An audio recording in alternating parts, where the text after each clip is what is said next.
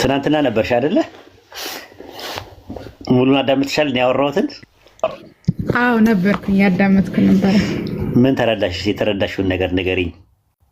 ስለ አብና ስለ አላህ ያወራሁበትን። እኛ ሙስሊሞች አላህ አብ ነው ብለን የምናምነው፣ አላህ የተባለው አይደንቲቲ አላህ ነው ብለን ነው የምናምነው። የትኛውን ነው ብዬ ያስተማርኩት?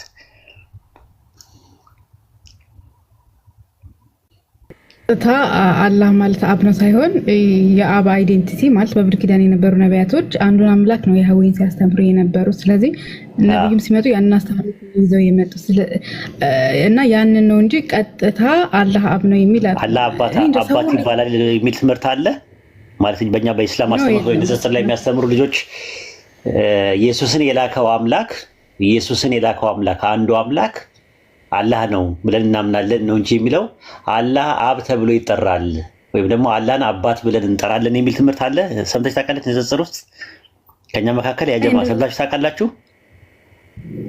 ኡስታዝ እንደዚህ አይነት ተምር የለም እኮ አይስል ሰምታችሁ ታውቃላችሁ? ግን እኔ ሳስተምር አላህ አብ ነው የኢየሱስ አባት ነው የሚል ትምህርት አስተምሬ አውቃለሁ? አንድ ቀንም ሰምታችሁ እንደዛ ካልሆነ እኮ ሙስሊም አይደለሁም ማለት ነው። እኔ እየተናገርኩ ያለሁት ገበሬ ብዬ አላህን አልጠራውም። ግን ገበሬ የተባለው አይደንቲቲ አላህ ነው። ገበሬ ማለት ተንከባካቢ ማለት ነው። አላህ ተንከባካቢ ነው ኦፍኮርስ። ግን ገበሬ ብዬ አልጠራውም። እኔ አባት ማለት አስገኝ ነው ይላሉ። ግን አስገኝ ብለን እንጠራዋለን። ግን አባት ብለን አንጠራም። እሳት ብለው ይጠራሉ። እሳት ፈራጅ ማለት ነው። ፈራጅ ብለን እንጠራለን። እሳት የሚለውን አንጠራም። እረኛ ብለው ይጠሩታል። እረኛ ማለት ጠባቂ ማለት ነው። ጠባቂ ብለን እንጠራዋለን። ግን እረኛ ብለን አንጠቀምም። አለት ይለዋል። አለት ማለት መሸሸጊያ መጠጊያ ማለት ነው። መጠጊያ መሸሸጊያ ብለን እንጠራዋለን። ነገር ግን አለት ብለን አንጠቀምበትም። ቁርአንና ሐዲስ ላይ ያልተወሰፈበትን ወስፍ ያልተሰባበትን ኢስባት አናሰብትም፣ አንወስፍም እኛ ሙስሊሞች ማለት ነው። ይሄ ነው እንግዲህ ያለው ቴዎሎጂካል እንትኑ ማለት ነው። እና በፍጹም አላህ አባት ነው ሙስሊሞች ይላሉ የሚለው ነገር ውሸት ነው። እንደዛ ብሎ የሚያምንም የለም፣ እንደዛም አላለም። አብ የተባለው አይደንቲቲው ኦንቶሎጂካሊ እና ሜታፊዚካሊ አይደንቲቲው አላህ ነው ብዬ እናምናለን። ሁለት አምላክ ስለሌለ። ምክንያቱም አይደንቲቲ እውቅና አልሰጥም። ሌላ ካላ ውጪ አይደንቲቲ አለ ብዬ አናምንም እኛ ሙስሊሞች። ሱረቱ አንከቡት ምዕራፍ 29 ቁጥር 46 ላይ እንደዛ ነው። አምላካችሁ አንድ አምላክ ነውና ነው የሚለው፣ በሏቸው ነው የሚለው። ስለዚህ ሁሉን የፈጠረ አንድ አምላክ አለ። የአንድ አምላክ አላህ ነው ብለን እናምናለን። እና አይ ቲንክ እንደዛ ነው እንትን ሲሉ የነበሩት ማለት ነው። ሌላው ጥያቄ ያለው ሰው ካለ መግባት ይችላል ማለት አንቺ በጣም የመረዳት ክህሎትሽ በጣም ነው ደስ የሚለው ስለማቅ ነው። ከዛ አንጻር ነው እኔም እንትን ያልኩሽ።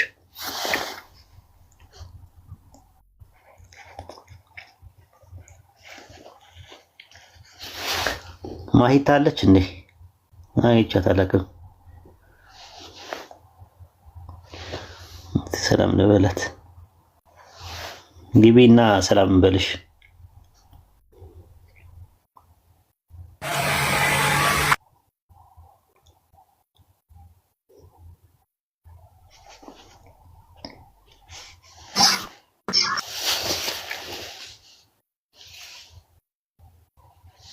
ማሻአላህ ማሂ ሰላም ብያለሁ። እንዴት ነሽ?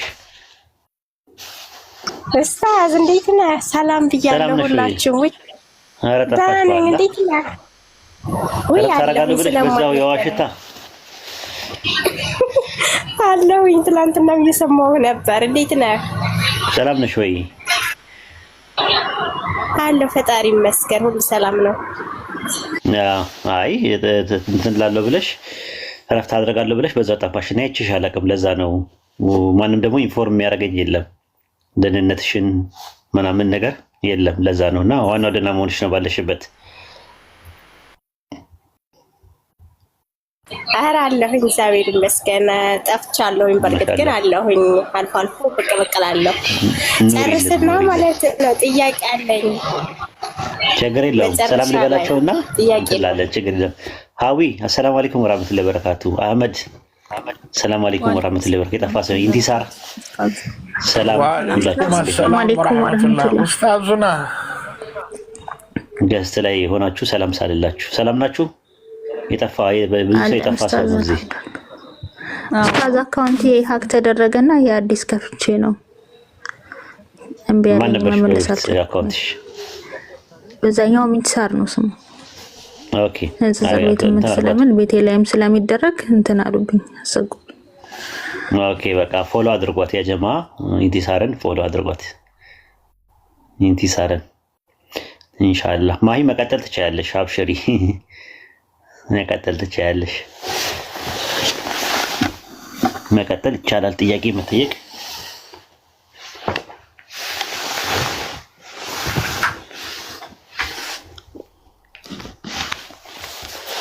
የፈለግሽውን ጥያቄ መጠየቅ ትችያለሽ ማሂ።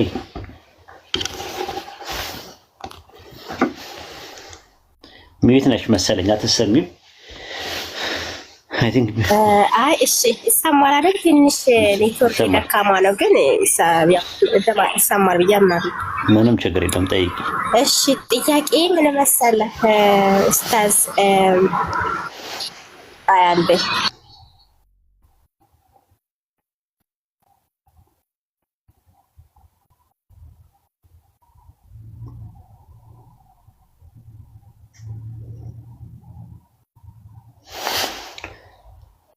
ኦኬ እስከዛ ድረስ እንትን ማለት ትችላላችሁ። ሙጂብ አቢኖ መጥቷል። ታስተዋውቃችሁ ጊዜ ሙጂብ አቢኖን ሙጂብን አሚኖን ላስተዋውቃችሁ። አንድ ወንድም አለ እሷ እስከምትመጣ ድረስ ላስተዋውቃችሁ ማለት ነው። እየሳብኩ ነው ሙጂብ ወይም አንዳንድ ጻፍልኝ እስቲ ኢንቫይት አድርጌ ያለው ግን እንትን አላለም። እስቲ ድጋሚ ላኮይ እስቲ ሪኩዌስት ላስተዋውቃችሁ። እሺ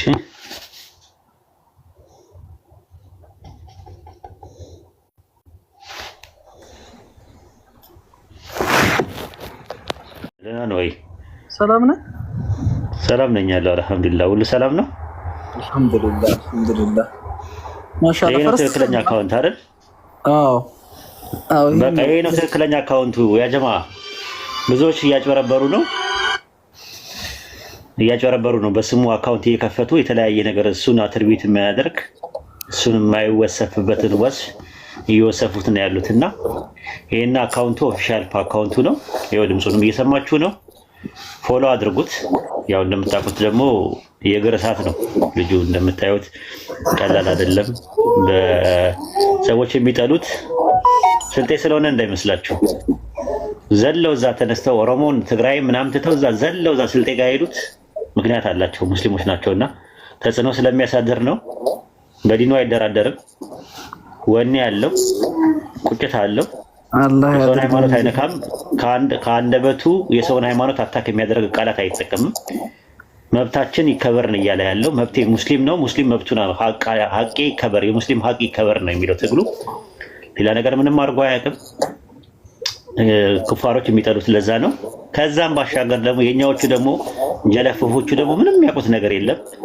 በዛ ፖለቲካ ውስጥ የተነደፉ ሰዎች ቪክቲም የሆኑ ሰለባ የሆኑ ሰዎች ሳያውቁ ዝም ብለው በጭፍን ይጠሉታል። ቀረብ ብለው ማወቅ ነው። እኔ በአካልም ነው ማውቀው በነገራችን ላይ ሙጂብም ማለት ነው። በአካል በግንባር እንደዚህ ቁጭ ብለን ያወራን ልጅ ነን እኔና ሙጂብ ማለት ነውና እና ስለዚህ ሰውን ሳታውቁ በሩቁ መጥላት ጥሩ አይደለም። ሐራምም ነው ራሱ። ጭፍን ፍቅርም ጭፍን ጥላቻም ጥሩ አይደለም። ስለዚህ ወቁት፣ ቅረቡት፣ ከባለቤቱ ስሙ። ምንም ነገር ስትፈልጉ ከባለቤቱ ከራሱ ባለቤት አለው ከባለቤቱ መታችሁ የምፈልጉትን ነገር መስማት ትችላላችሁ። በተረፈ የሚሰራበትን ፖለቲካ የሚሰራበትን እንትን ምናምን የምታዩት ነገር እሱ ቁማር ነው። እኛ ደግሞ በቁማር አናምንም ማለት ነው። ሙጂብ የሆነ ነገር በለን።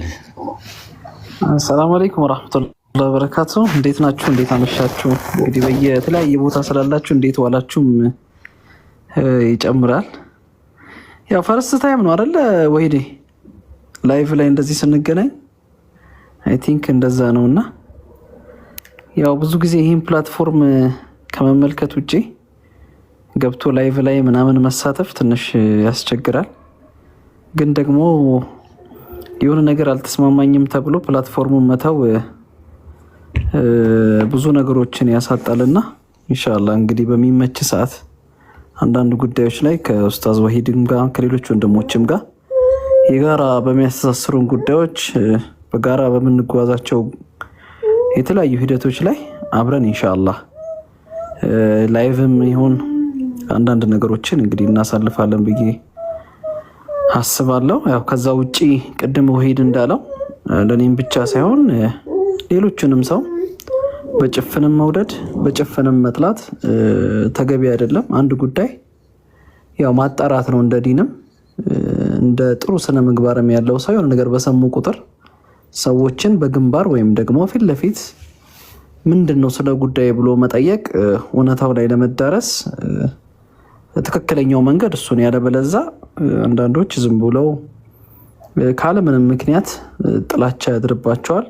አንድን ሰው ደግሞ ምንም ካለ መረጃ ምንም ነገር በሌለበት መጥላት በጣም ጥሩ ያልሆነ ነገር ነው።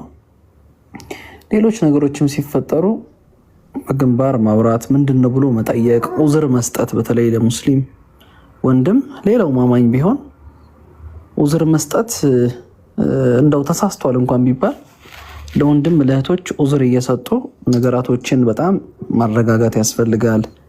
የወንድምን የእህትን ሐቅ ደግሞ ድንበር ሳይታለፍ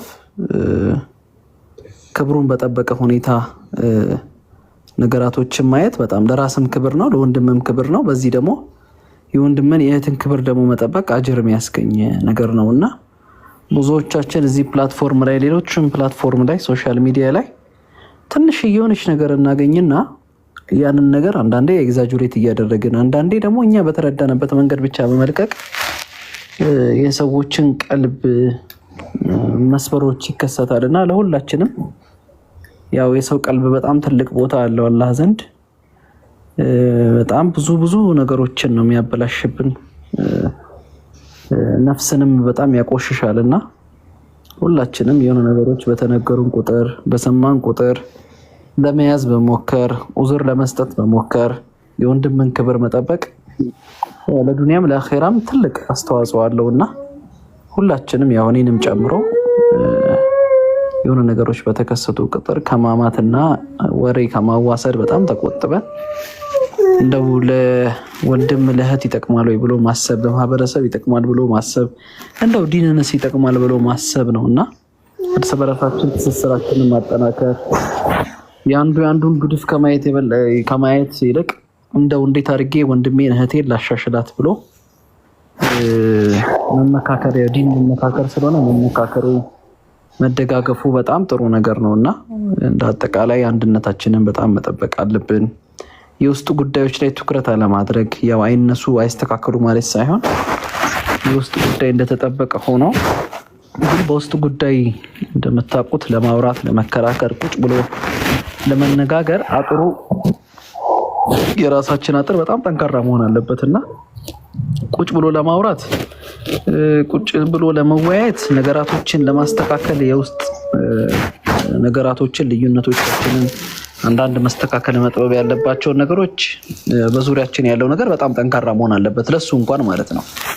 ስለዚህ ሌላው ኃይል በጣም እኛን ለማጥፋት እየሰራ እኛን ኢትዮጵያዊነታችንን ለመክፈፍ እየሰራ ዲናችንን ለማጥፋት እየሰራ ተቋሞቻችንን ለማፍረስ እየሰራ አክፍሮታ ኃይላት በከፍተኛ ሁኔታ በከፍተኛ የኢኮኖሚ ደረጃ እና በተለያየ አይነት ሁኔታዎች ላይ እኛን ለማጥፋት እየሰሩ እኛ በጣም ቅርንጫፍ በሚባል በጣም ማይነር በሚባል ወይም ደግሞ ጊዜ ሰተነው በጊዜ ሂደት ውስጥ የሚመለሱ ነገሮችን በጣም በቃ እርስ በርስ እኛ በጣም የምንዞላለመው ነገር በጣም ከባድ ነውና የውስጥ ችግሮቻችንን እንደምንም በመተላለፍ ዑዝር በመስጠት ነገ ይደርሳል በማለት ግን ለውጭ ጉዳይ በጣም እኛን በሚያጠፋን ጉዳይ አብሮ መተሳሰር አብሮ መስራት ያስፈልጋልና ምናልባት እቺ ናት የመጨረሻ መልእክት የመተው ነው። ወሂዴ ማሻአላህ ጀዛከላህ ይረንጀዛ። ያው እንደሚታወቀው ታውቃለህ ሶስት አይነት ረድፍ ነው ያለው። ከውጪ ወደ ውስጥ የሚጣሩ ሰዎች አሉ የሚገነቡ ማለት ነው። አሁን እኛ እንደዛ ነን። ከውጪ ወደ ውስጥ ነው የምትምለው። ሌላው ደግሞ አጥሬ ይከበርልኝ አጥሬን ባለቤቱን ካልናቁ አጥሩን አይነቀንቁ የሚል ነገር አለ። እንደ ሙጂ ማሚኖ ደግሞ አጥራችን አይነካ የሚል አለ። ያ ደግሞ ውስጥ ነገር ያለውን ፕሮብሌም ደግሞ የሚፈቱ ሰዎች አሉ፣ ወንድሞችና እህቶች አሉ። ሁሉም ፕሮፌሽናሊ የሚሰሩ ሰዎች ስራዎች የራሳቸው ስራ አላቸው። አላህ ሁሉንም የሚጠብቃቸው። አላህ ይጠብቅ። እንግዲህ ይህንን ነው የምንለው። ተተዋወቁት፣ አካውንቱን ፎሎ አድርጉት። ይሄ ነው ትክክለኛ። ሌሎች ብዙ ፌክ አካውንቶች አሉ ከሱ ቁጥር በላይ የሆኑ ግን እሱን አይደለም የሚወክሉት ማለት ነው። እና የሆነ ነገር ቢፈጸም የሆነ ነገር ቢል እሱ ነው ያለው ብላችሁ አታስቡ ማለት ነው። እና ይህን ይመስላል። ጀዛከላ ኸይረን ጀዛ። ወያከላ ወሄደ። ኢንሻአላህ ሌላ ጊዜ በሰፊው እንትን እንላለን። አሚን። እሺ በርታ። እሺ በርታ። ቦታ አለ፣ አትውረድ። ራሱ ቦታ አለ። እኛ መቀጠል እንችላለን። እሺ ቢታርገም ማዳመጥ ትችላለህ። ማሂ መቀጠል ትችላለሽ። ማሂ መልካም። እሺ ወሂድ ማለቴ እንትን ነው ስላልገባኝ ልታስረዳኝ ትችል ከሆነ ነው ከማለት ነው የምጠይቀህ። ትንቢተ ኤርምያስ ምዕራፍ 44 ከቁጥር 17 ጀምሮ እና እንዲሁም እዛው ትንቢተ ኤርምያስ 7:17 ጀምሮ ያለችው ሴት ማን ናት? ያቺ ሴት ማን ናት? እግዚአብሔርን የምትቆጣ ሴት ማን ናት?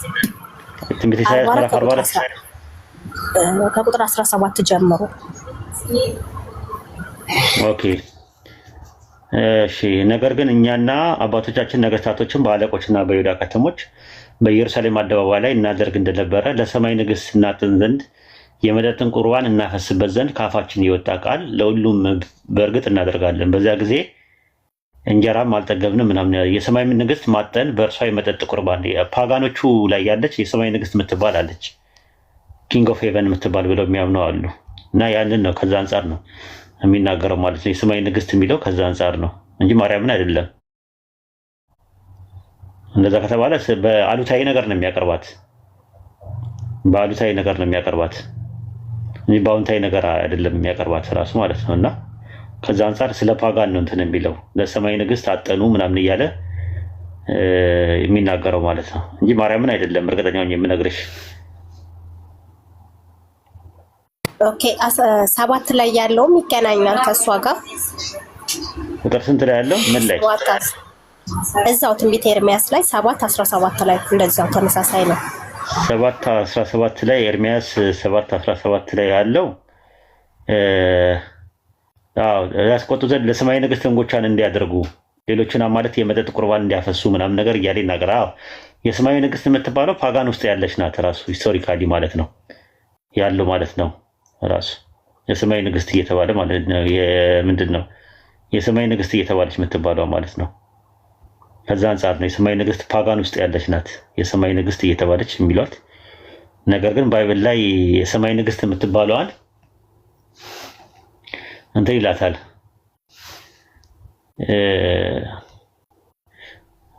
የሰማይ ንግሥት የምትባለዋን ባይብል ላይ በራዕየ ዮሐንስ ላይ 12 እና ገላትያ 4 ላይ ኢየሩሳሌምን የሰማይቷ ኢየሩሳሌም ምናምን እያለ ይናገራል። ግን ከሱ ጋር የሚገናኝ ነገር አይደለም። ኩዊን ኦፍ ሄቨን የምትባለው ፓጋን ውስጥ ያለች ነገር ናት ራሱ። ግን ኦርቶዶክሶች በኋላ ላይ ግን ኩዊን ኦፍ ሄቨን የምትባለው ማርያም ናት ብለው አስቀመጡት። በኋላ ላይ ካቶሊክና ኦርቶዶክሶች ማለት ነው። ኢቫንጀሊካል ሉተራንም ትንሽ አንግሊካንም የሰማይ ንግሥት ናት ማርያም የሰማይ ንግሥት ናት የሚል ትምህርት አላቸው። ግን ከናናውያን ቨርጂን የሆነችው ሃይ ሚድል ኤጅ ላይ የነበረችዋ ጣዖት ናት ራሱ እዛ በእንትን ደረጃ ማለት ሂስቶሪካሊ ስትመለከችው እንጂ ማርያም አይደለችም።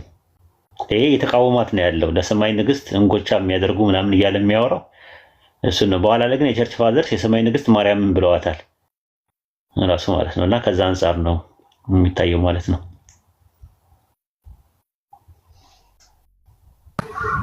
ስለዚህ ማርያም ናት የሚለው ነገር አያስኬድም ማለት ነው። ነው የተቃወማት ኤርምያስ 7:18 እና ኤርምያስ 44:17 ላይ የተቃወማት ነው። አደልተሪ ናት፣ ጣዖት ናት ራሱ አምላክ ሲቆጣባት ነው የምታየው። እና ዝም ብለው ወደ ሴት ሲያዩ ምናምን ነገር ሁልጊዜ ለማርያም ነው የሚወስዱት። ሶስት ነገር ሲያዩ ደግሞ ቶሎ ብለው ስላሴ ጋር ነው የሚለጥፉት እንጂ የሰማይ ንግሥት የተባለችው ኩዊን ኦፍ ዘ ሄቨን የተባለችው ማርያም አይደለችም። ጣዖት ናት ራሱ። ስለ ጣዖት ነው የሚያወራው።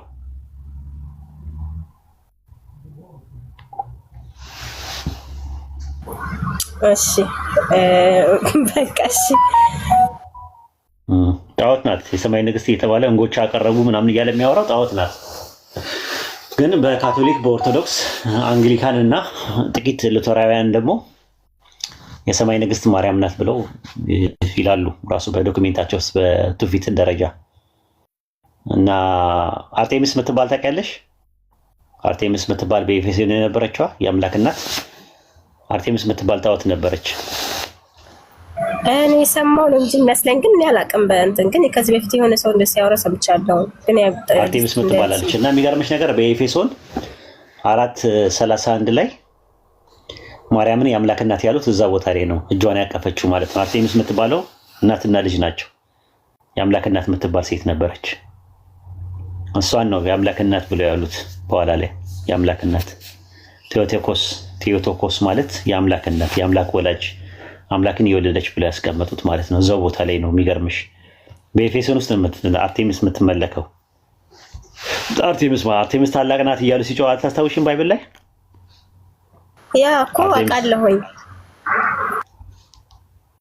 አርጤሚስ ታላቅ ናት እያሉ ሲጮህ ነበረ ሐዋርያት ሥራ ላይ ምዕራፍ 19 ቁጥር 24 ላይ ብር ሰሪ የሆነው ዲሜጥሮስ የሚሉት አንድ ሰው የአርጤሚስ ቤተ መቅደስ ምስሎችን በብር እየሰራ ለአንጥረኞች ያደርግ ነበር ይላል አይደለ? ኦርጋን፣ የወንድ ደግሞ ኦርጋን አለ አይደለ? ያ ሕፃን ልጅ ግን ወንድ የተባለው በስምንተኛው ቀን ምን ያለ ነው? ምን የሚል ነው ወንድ የሚሆነው? ሉቃስ ላይ ስትመለከችው በስምንተኛው ቀን ምን የሚል ነው? እንደ አይሁድ የተገረዘ ማለት ነው። በቃ እንደዛ ማለት ነው። ስለዚህ ከዛ አንጻር ነው። ስለዚህ ድንግል ማርያም የወለደችው ወንድ ልጅ ነው። ወንድ ልጅ አታምልኩ የምንለው ለዛ ነው። ማርያም የወንድ ልጅ እናት ናት። ያ ወንድ ልጅ ስሙ ማን ይባላል? ስሙ ማን ትያለሽ ይላታል? ኢየሱስ ትያለሽ። ኢየሱስ ከመምጣቱ በፊት ደግሞ ኢየሱስ የሚባል ስም ለወንዶች ይሰጥ ነበር። ያሸዋ ወይም ደግሞ ኢየሱስ በግሪክ ሰብቱጀንት የፍጡራን ስሞች አሉ ኢየሱስ የሚለው። ስለዚህ ኢየሱስ የሚለው ያሸዋ የሚለው የፍጡራን ስም ነው። ፍጡራኖች ሲጠቀሙበት የነበረ ስም ነው የተሰጠው እንጂ የፈጣሪ ስም አይደለም።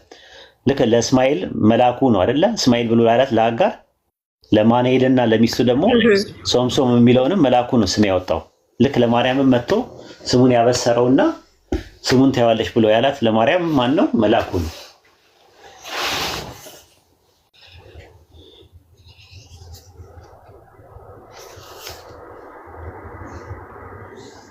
ግልጽ ነው? ያ ግልጽ ነው። ተቋርጠህ ነበር ኔጋ። አይ ዝም ብዬ ነው። ኦኬ እሺ፣ አንድ ጥያቄ ልጠይቅና አይ ቲንክ ሌሎች ስላሉ እንትላለው ጨርሳለሁ። ያው ይሄን ጥያቄ ብዙ ጊዜ ተደጋግመን ፍጻሜው ላይ ስለደረስኩኝ ያው ለዛም ነው ብዙም ያልገፋውበት። ያልገባኝ ነገር ማለት ነው ወይ ይሄ የካልሚስ ምናምን የሚባለው ነገር ክርስቶስ የሞተው ለተመረጡት ነው ምናምን የሚለው ነገር አይገባኝም። ማለቴ ከዚህ ከድህነቱ ጋር ይገናኛል ማለት ነው። ለተመረጡት ብቻ ከሞተ ኢየሱስ ክርስቶስ ማለት ነው። እኛን ልክ አሁን ባለፈው ምን ስትለኝ ነበር አንተ? ለውሾች ፍርፋሪዎችን አይሰጥም ምናምን እያልክ እያስተማርከኝ ነበር በማቴዎስ ወንጌልን ያነሳ። ስለዚህ ከሱ ጋር ይገናኛል ወይ እኛን አያውቀንም ወይ ማለት ነው አሁንም ቢሆን ወይ? ምክንያቱም ለተመረጡት ብቻ ከሆነ እንዲሁም ደግሞ ከቃሉ ጋር ደግሞ አሁንም ቢሆን እዛው ላይ እየተፋለሰ ነው ያለው። አንድ ቦታ ለተመረጡት ብቻ ካለ ለተመረጡት ብቻ ነው የሚሞተው ከተባለ እግዚአብሔር አንድ እስከ ዓለም ሊወዷል እንዲሁም ደግሞ አንድ ልጅ ሰጠ የሚለው ነገርስ እንዴት ነው የሚታየው? እነሱ የሚሉት ቱሊፕ የሚባል ነው ያለው። ካልቪኒዝም ምንድነው መሰለሽ በአይ ቲንክ የፕሮቴስታንት ሀዳሲያን ሪፎርመር ከሚባሉት አንዱ ከ1509 እስከ 1564 ድረስ ድረረት ይኖር የነበረው ነው። ጆን ካልቪን ይባላል። ዮሐንስ ካልቪን የሚባለው ነው። ተከታዮቹ ካልቪናውያን ይባላሉ። የእርሱ ትምህርት ደግሞ ካልቪናዊነት ካልቪኒዝም ይባላል። የካልቪን ሀሳብ የሚያራምዱ ካልቪናውያን በሀገራችን መሰረተ ክርስቶስ፣ እነ ቃለ ሕይወት፣ መጥምቃውያን፣ ካልቪያን አምስቱ የካልቪናውያን ነጥቦች አሏቸው። አምስቱ የካልቪናውያን ነጥቦች ቱሊፕ ይባላሉ። ቱሊፕ ማለት ምን ማለት ነው? ቶታል ዲፕራይቪቲ፣ አንኮንዲሽናል ኢሌክሽን፣ ሊሚትድ አቶንመንት፣ ሬዚስታብል ግሬስ እና አንኮንዲሽናል ፕሬዘርቫንስ ኦፍ ሴንትስ ማለት ነው። ምን ማለት ነው? አምስት ነገሮች አሉ። የመጀመሪያ አጠቃላይ ውድቀት ቶታል ዲፕራይቪቲ ነው የሚባለው። ሰው በአዳም የተነሳ ምንም ፍሪ ዊል የለውም። ለመዳንም ለመጥፋትም ፍሪ ዊል የለውም። በቃ የሞተ ነው። የሞተ ነገር ስራ አይሰራም። ለመዳንም ለእንትንም አይደለም። ስለዚህ ምንድነው የሚያስፈልገው? እግዚአብሔር ራሱን የሚቀሰቅሰው እግዚአብሔር ቀስቅሶ ራሱ አንቺ ያለ ፍላጎትሽ ያለ ፈቃድሽ እንድታምኚ ንስሐ እንድትገቢ መልካም ስራና እንድትሰሪና እንድትጸኝ ያደርግሻል። ሮቦት ነሽ፣ ምንም ድርሻ የለሽም። ያኛውን ደግሞ የተለየ ገሃነም የሚገባውን ደግሞ አይቀሰቅሰውም፣ በዛው ገሃነም ይገባል። ይሄ ምን ይባላል? ቶታል ዲፕራይቪቲ ይባላል የመጀመሪያው ትምህርት። ሁለተኛ ደግሞ ሁኔታ ቢስ ምርጫ። ያንን ነገር ያደረገው ለምንድን ነው? ፈጣሪ በሰው ነፃ ፈቃድ ነው ሲባል አይ አንኮንዲሽናል ኢሌክሽን የሚባል ትምህርት አለ። ሁኔታ ቢስ ምርጫ፣ ያለ ፍላጎትሽ ያለ ፈቃድሽ እሱ ስለመረጠ ነው። በቃ የመረጠውን መረጠ፣ ያልፈለገውን ደግሞ ያልመረጠውን አልመረጠም። ሶስተኛ ውስን ስርየት የሚባል ነገር አለ። ሊሚትድ አቶንመንት የሚባል ነገር አለ። ያ ማለት ክርስቶስ የሞተው ለተመረጡት ብቻ ነው፣ ለቀሰቀሳቸው ብቻ ነው የሞተው። አይተሽ ከሆነ በጎቼ ምን እንዲሰማሉ አለ፣ ድምጼን ይሰማሉ።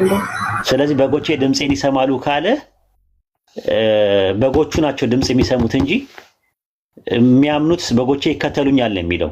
ስለዚህ መጀመሪያ በግነት ይቀድማል። ሰዎች የሚያምኑት በግ ሲሆኑ ነው እንጂ ስላመኑ አይደለም በግ የሚሆኑት በካልቪን ትምህርት። አራተኛው ደግሞ የማይገታ ጸጋ የሚባል ነገር አለ፣ ኢሬዚስቲብል ግሬስ ይባላል። እሱ ደግሞ ምንድነው? አንቺ አለመጽናት አትችይም። ዋን ሴቭድ ኦልዌይስ ሴቭድ ነሽ። አንድ ጊዜ ዳነ ሁል ጊዜ ይድናል እና መቅዳት አትችይም። መቅዳት ምናምን ነገር አትችይም። በቃ እግዚአብሔር በቃ ሮቦት አድርጎሻል። አንቺን እንድትጸኝ ያደርግሻል። መልካም ስራ የሚያሰራሽም ራሱ ነው። አንቺ ምንም ነገር እጅሽ የለበትም። በጸጋው ነው የምትሰሪው ማለት እንትን የሚልሽ ማለት ነው። አምስተኛው ደግሞ ሁኔታ ቢስ የቅዱሳን ጽናት ይብላል። አንኮንዲሽናል ፕሪዘርቫንስ ኦፍ ሴንትስ ይላል። በቃ አንኮንዲሽናል ነው። ሲጸኑ ኮንዲሽናል አይደለም። በቃ እሱ ራሱ ነው የሚያጸናቸው፣ ፈልገው አይደለም የሚል ነገር አለ። ይሄ ምን ይባላል? የካልቪ ቱሊፕ ይባላል ትምህርቱ ማለት ነው። ከዛ በኋላ ነው በኋላ ላይ ደግሞ የእሱን ትምህርት የሚቃወም ሰው ተከሰተ ማለት ነው። የእሱ ተማሪ የነበረው ቴዎድሮስ ቤዛ የሚባል አለ። የካልቪን ተማሪ ነው። በ1591 ደረለት የታድሶ ሀዳሲ በመሆን የተነሳው የደች ተወላድ ያዕቆብ አርሜኒየስ የሚባለው የእሱ ተማሪ ነው። የካልቪን ተማሪ ነው። አሁን ያዕቆብ አርሜኒየስ የሚባለው የአርሜኒየስ ተከታዮች ደግሞ አርሜኒያን ይባላሉ። ትምህርቱ ደግሞ አርመናዊነት ይባላል፣ አርሜኒዝም ይባላል ማለት ነው። የአርሚን እሳቤ ደግሞ 5 ናቸው። የካልቪንን ነጥቦች የሚቃወሙ ነው። 5 ሰነዶች ናቸው በ1630 ላይ የነበሩት 5 አርቲክል ኦፍ ሮሜኒያንስ የሚባሉ 5 የተቃውሞ መጣጥፍ የሚባሉ 5ቱ ደግሞ እነሱ ደግሞ የተለዩ ናቸው። የመጀመሪያው ሁኔታዊ ምርጫ ይባላል። ኮንዲሽናል ኢሌክሽን ነው። አምላክ የሚመርጠው አንድ ሰው ንስሐ ሲገባና ሲያምን ነው። ልክ እንደ ሙስሊሞች ማለት ነው። አላህ ይመርጣል ባሮቹን ለጀነት የሚሆኑ ሰዎች ይመርጣል። ሲመርጥ ግን ንስሐና እምነት ይጠይቃል ከሰውየው። ስለዚህ ምን ይባላል? ሁኔታዊ ምርጫ ይባላል። ኮንዲሽናል ኢሌክሽን የሚባል ነገር አለ። ትክክል ነው። ሁለተኛ ውስን አልባ ስርየት የሚባል ነገር አለ። አንሊሚትድ አቶንመንት አለ። ኢየሱስ የሞተው ለዓለም ሕዝብ ሁሉ ነው። ግን የዓለም ሕዝብ ያን ነገር መቀበል የሚችለው በምርጫው ነው። መቀበል አለመቀበል ይችላል። ያ ምን ይባላል? ውስን አልባ ስርየት አንሊሚትድ አቶንመንት የሚባለው ማለት ነው። ሶስተኛ ከፊል ውድቀት ፓርሻል ዲፕራይቪቲ ነው። በአዳም የተነሳ የመጣው ነገር ሙሉ ለሙሉ ፍሪዊልን የሚቃወም አይደለም። ማለትም በብሉይ ኪዳን የነበሩ ክርስቶስ እስኪመጣ ድረስ ጻድቃን የነበሩ ሰዎች ነበሩ፣ የሚታዘዙ ሰዎች ነበሩ። ስለዚህ የአዳም ኃጢአት ወይም ውርስ ምናምን የሚባለው ነገር ቢመጣም ነገር ግን አጠቃላይ የሆነ ብልሽትነት የለውም የሚል ነው። አራተኛ የሚገታ ጸጋ ነው ያለው። ጸጋውን ማግኘትም ማስተባበልም ሰው ይችላል። ስለዚህ የሚገታ ጸጋ ነው፣ ሬዚስተብል ግሬስ ነው ያለው ብለው ያምናሉ።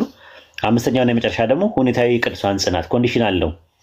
ነገ ጠዋት ባክስ ላይ ሊያደርጉ ይችላሉ፣ ሊያዳልጡ ይችላሉ። እስከ መጽናት አለመጽናት የእነሱ ምርጫ ነው ብለው ያምናሉ። እነዚያ አምስቱም ሁለት ካልቪኒዝም እና አርሜኒያኒዝም ተብሎ ለሁለት ይከፈላሉ። ፕሮቴስታንት ውስጥ ያለው ጎራ ማለት ነው። የሚገርም ነው። እኔ በየትኛው እንዳለሁ እኮ ራሴን እየመረመርኩ ነው። አይገርምህም? አይ በቃ አርሜኒያን ይሻላል። አርሜኒያኒዝም ይሻልሻል ከካልቪኒዝም። ከእስልምና ጋር የሚቀራረበው እሱ ነው ያው ማለት ነው። ያው እኛ ሊበርቴሪያን ፍሪዊል አንቀበልም። ፌታሊያን ደግሞ ዲተርሚኒዝም አንቀበልም። ታውቂያቸዋለሽ ሁለቱን? ሊበርቴሪያን ማለት አርነታውያን የሚባሉ አሉ፣ አርነታውያን የሚባሉ አሉ። አርነታውያን የሚባሉት ፍሪዊል አለ፣ በፍሪዊሌ ጀነትም ጀሃነምም መግባት እችላለሁ። ነገር ግን ከኔ በፊት እኔ አንድ ነገር ከመከሰቱ በፊት አምላክ አያውቅም፣ የወሰነው ምንም ነገር የለም ብሎ የሚያምኑ ናቸው። እነሱ ምን ይባላሉ? ሊብሪቴሪያን ይባላሉ። የእነሱ ፍሪዊል አለ ብለው ይላሉ። ግን ፍሪዊል የሚሉት ነገር ቶታሊ ሮንግ ነው። ነፃ ፈቃድ አለ ብለው ሲሉ የአምላክ እውቀት የአምላክ ውሳኔ የሚባል ነገር የለም። አንድ ነገር ሀፕን እስካላደረገ ድረስ አምላክ አያውቅም ይላሉ። እነሱ ሊብሪቴሪያን ይባላሉ። በኢስላምም የተወሰነ ሰዓት ላይ ተነስተው ነበር እነሱ ማለት ነው። ምን ይባላሉ? ቀድርያዎች ይባላሉ። ቀድርያ ይባላሉ በእኛ በኢስላም ማለት ነው። እንደገና ደግሞ አንደኛው ጽንፍ ደግሞ ፌታሊዝም ይባላል። ፌታሊዝም ማለት እድል ፋንታዊነት ነው። ፈጣሪ ሁሉ ነገር ወስኖታል፣ ሁሉ ነገር ያውቃል። እኔ ፍሪዊል የሚባል ነገር የለኝም፣ ጀነትም ጀሃነምም ለመግባት ምንም ፍሪዊል የለኝም የሚሉ ምን ይባላሉ? ፌታሊዝም ይባላሉ። የእነሱ ዲተርሚኒዝም ምን ይባላል? ፌታሊያን ዲተርሚኒዝም ይባላል። የእነሱ ተወስኖት የሚባለው ያም ቶታሊ ሮንግ ነው። እንደዚህ ብለውም የተነሱ በኢስላም ታሪክ ውስጥ ነበሩ። ምን ይባላሉ? ምን ይባላሉ? ያ ጀማ ስማቸውን ታስታውሳላችሁ? ምን ይባላሉ? በእኛ የነበሩት ቀድርያ አንደኛው ነው። አንደኛው ምንድን ነው? በእኛ የነበሩት የሚያስታውስ ጎበዝ የሆነ ሰው እስኪ። ጀብርያዎች ይባላሉ ማለት ነው። ጎበዝ ጀብርያዎች ይባላሉ ማለት ነው። ሁለቱም ኢንካር ተደርገዋል በኢስላም። ስለዚህ እኛ ፍሪዊል አለ፣ አዎ አለ። ዲተርሚኒዝም አለ፣ አዎ አለ። ያለ ውሳኔ አለ፣ እውነት ነው አለ። አላህ ዓለም ሳይፈጠር ዘመን ሳይቆጠር በፊት ሰዎችን እንደሚፈጠር ሰዎችን ከመፍጠሩ በፊትና ጀነትና ጀሃነምን እንደሚያዘጋጅ መልካም ሰርተው አምነው መልካም የሰሩ ሰዎች ጀነት እንዲገቡ እንደገና ደግሞ አምፀው ደግሞ በአላህ ላይ አምፀው ደግሞ ጀሃነም እንደሚገቡ አስቀድሞ ወስኗል። ከዛ በኋላ እዛ ነገር ውስጥ መግባት አለመግባት የሚባለው ደግሞ ሙፈሰል ሆኖ በተናጥል ደግሞ መጥቶ እዛ ነገር ውስጥ መግባት የሚችል ሰው ደግሞ ራሱ ምርጫው ነው ራሱ ማለት ነው። አሁን ሲወስን አላህ የወሰነው ምንድነው? ጀነትና ጀሃነምን እንደሚያደርግ የጀነት ሰዎችና የጀሃነም ሰዎች እንደሚኖሩ አስቀድሞ ወስኗል። እዛ ነገር ውስጥ ደግሞ መግባት አለመግባት ደግሞ የግለሰቦች ነፃ ፈቃድ ተሰጥቷቸዋል። ማሂ የምትባል ዓለም ሳይፈጠር ዘመን ሳይቆጠር በፊት ጀነት ትገባለች ጀሃነም ትገባታለች ብሎ አልወሰንም። እንደዚህ አይነት ውሳኔ እንደዛ ከሆነ ምርጫ የለሽም፣ የት እንደምትገባ ያውቀዋል። ነገር ግን የወሰነው ምንድነው? ሙጅመል ነው የወሰነው፣ ጥቅላዊ ነው የወሰነው። የጀነት ሰዎች ጀነት እንዲገቡ፣ የጀሃነም ሰዎች ጀሃነም እንዲገቡ አስቀድሞ ወስኗል። አስቀድሞም ስለወሰነ ለአንቺ ምን ሰጥቶሻል? ምን ሰጥቶሻል? ለአንቺ አላህ ፍቃድ ሰጥቶኛል። ነፃ ፈቃድ የማን ውሳኔ ነው? የራሴ እኮ የማን ውሳኔ ነው? ማን ነው ወስኖ የሰጠሽ?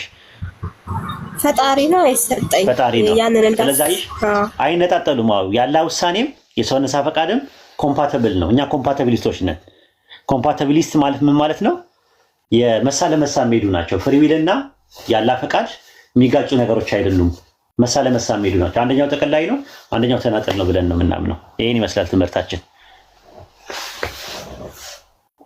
እሺ በጣም አመሰግናለሁ። አይ በጣም አሪፍ ነገር ነው የወሰድኩት። ቴንኪው ኡስታዝ። ምንም አይደለም። ይቅርታ ግን ብዙ ጊዜ ማለት ነው ስጠራህ ወሂድ ምናምን እያልኩኝ ስለምጠራህ ብዙ ሰዎች ማሂ ሪስፔክት አድርገሽ ጥሪ እየተባልኩ ነው እና እኔ ከቀረቤት አንጻር ነው። ይቅርታ። ኧረ ወሂድ በይ ብለሽ ወሂድ በይ እንደሱ ነው የሚለኝ። እኔ ባለቤቱ እኔ ነኝ አይደለ? መወስነው እኔ ነኝ። እኔ መወስነው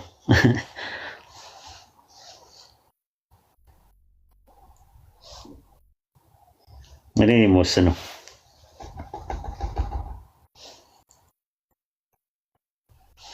ኦኬ ጥሩ። አህመድ በላያ ኡስታዙና ምን ይጠፋው? አለን ሜዳው ጭቃ ስለበዛበት ትንሽ ፍሬን ይዘን ነው ኡስታዝ። እናንተ ስትገቡ እኮ ከስር አለን አታዩ። ኦኬ እንደዛ ነው። እናንተ ስትገቡ አለን ኢንሻአላህ።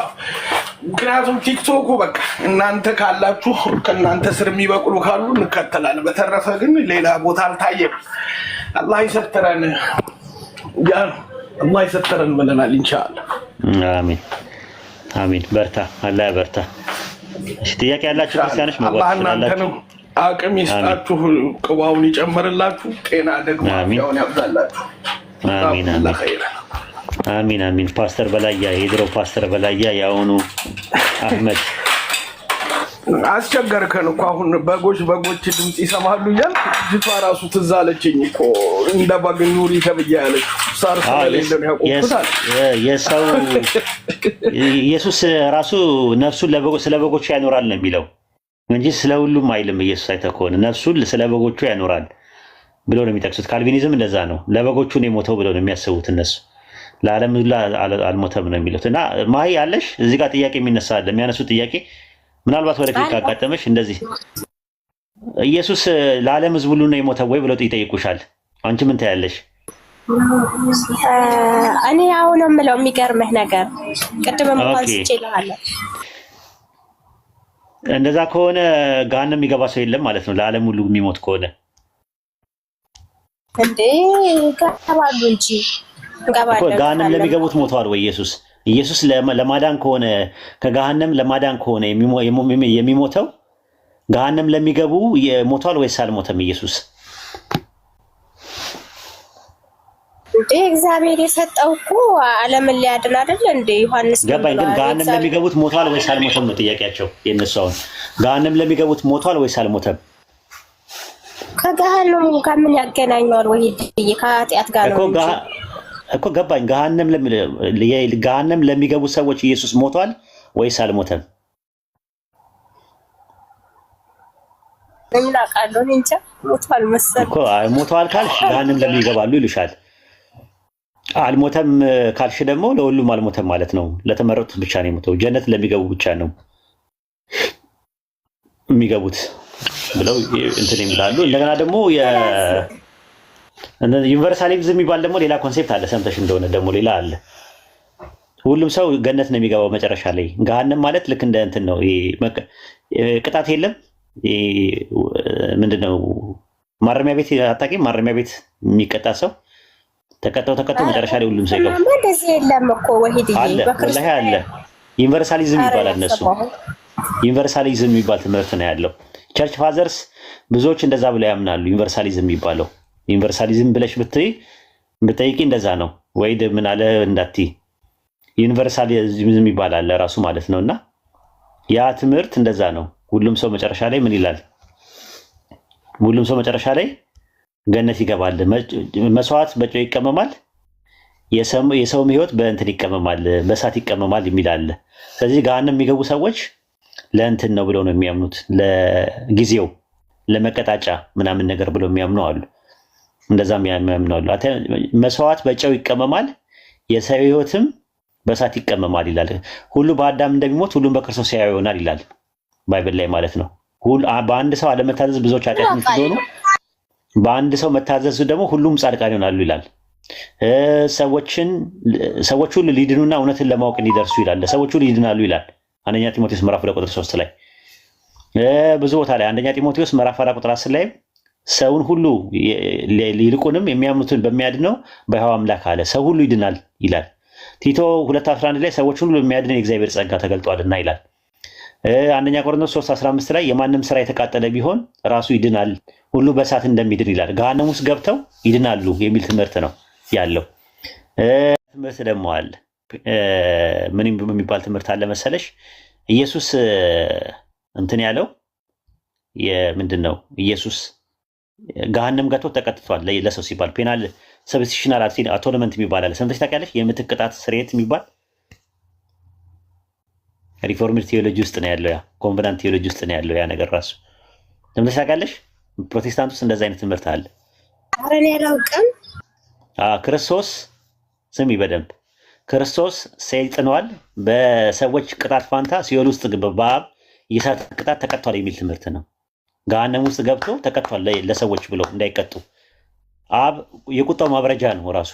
በጣም ተቆጥቶ በአዳም የተነሳ በጣም ተቆጥቶ ነበረ። ወሂድ በተሰቀለ ጊዜ ወደ መቃብር ወርዷል፣ ወደ ሲኦል ገብቷል የሚባለው ነው። ሲኦል ገብቶ ግን ተቀጥቷል ራሱ። አብ ቁጣውን ያበረደው በሱ ነው። እግዚአብሔር የሁላችን በደል በእርሱ ላይ አኖረ ስለሚል ከዛ በኋላ ፔናል ሰብስቲሽናል አቶንመንት የሚባለው ትምህርት ፕሮቴስታንት ውስጥ ያለው ይሄ ነው ራሱ። እና ሴጣን ኢየሱስ ሸይጥኗል። መሸጠን ታውቂያለሽ? ሴጣን ሆኖ ነበረ ለተወሰነ ጊዜ ራሱ ማለት ነው። ምን ጉድ ነህ ግን አንተ ጋር። እኔ እኮ አንተ ጋር ስመጣት ሌላ ችግር ነው ይዤ የሚሄደው። ጉድ ነው። ምን ይላል መሰለሽ? ስለኛ ኃጢአትም እርግማንም ነው የሆነው ኢየሱስ ኃጢአተኛ ብቻ አይደለም የሆነው፣ ኃጢአትም እርግማንም ነው የሆነው ለጊዜው። እና ኃጢአት እግዚአብሔር ማየት ስለሚጸየፍ ዞር አለና ቀጣው ራሱ ማለት ነው። ቁጣውን ያበረደበት ኃጢአተኛ ሳይሆን ኃጢአት ሆኗል ኢየሱስ። ላሳይሽ ጥቅሱን። ስለኛ ኃጢአትን አደረገው። አብ ኢየሱስን ኃጢአት አደረገው። ኃጢአት የሚባለው ራሱ ኢየሱስ ነው እንደ ባይብል። ላሳይሽ። ገላትያ ነው። አሳይ። ገላትያ ሳይሆን ሁለተኛ ቆሮንቶስ ምዕራፍ 5 ላይ ነው ያለው። ሁለተኛ ቆሮንቶስ ምዕራፍ 5 ቁጥር 21 ላይ እኛ በእርሱ ሆነን እግዚአብሔር ጽድቅ እንሆን ዘንድ ኃጢአትን ያላወቀው እርሱ ስለኛ ኃጢአት አደረገው ይላል።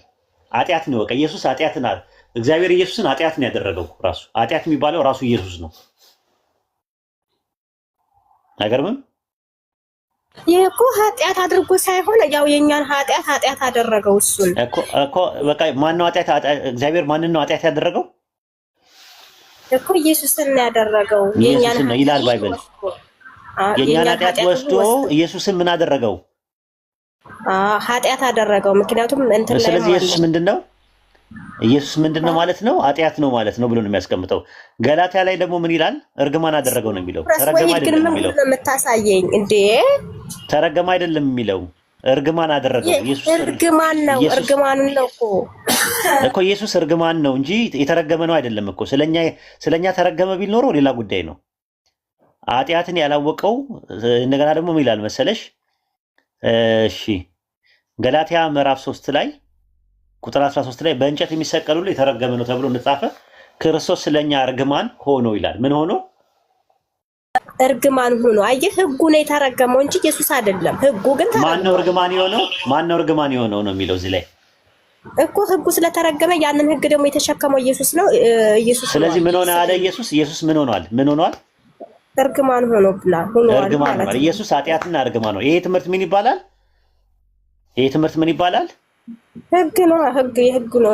ምን ይባላል? ይሄ ትምህርቱ ምን ይባላል? በፕሮቴስታንት ምን ይባላል ያልኩሽ? ፔናል ሰብስቲሽናል አቶነመንት የሚባል ነገር አለ። ሰይጣንዋል ይባላል።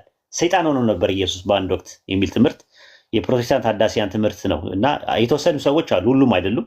የምትክ ቅጣት ስርየት ብለሽ ጠይቂያቸው። ፔናል ሰብስቲሽናል አቶነመንት የሚባል ትምህርት አለ። ክርስቶስ ሰይጣንዋል፣ በሰዎች ቅጣት ፋንታ ሲኦል ውስጥ በአብ የእሳት ቅጣት ተቀጥቷል የሚል ትምህርት